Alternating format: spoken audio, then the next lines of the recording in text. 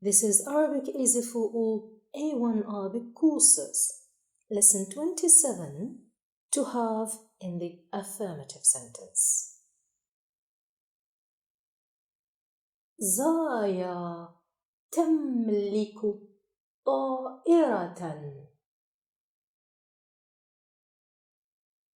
زايا لها قصر فوق القمر.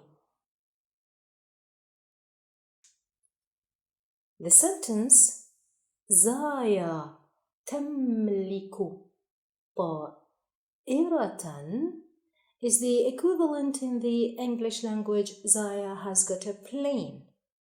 It ends with the full stop. It is in the affirmative sentence.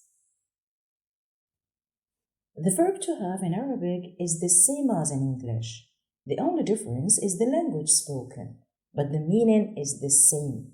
So we say to have or يملك, له, عنده, أو لديه.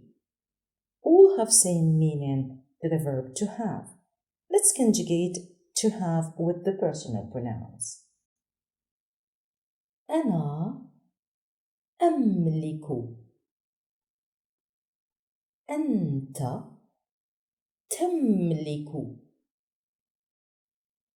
أنتِ تملكين. أنتما تملكان. أنتم تملكون. أنتن تملكن. هو يملك. هي تملك. هما يملكان.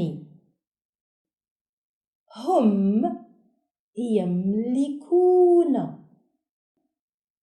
هن يملكن.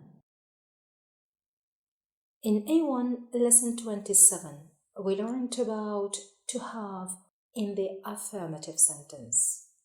In lesson 28, we will inshallah learn about to have in the interrogative sentence.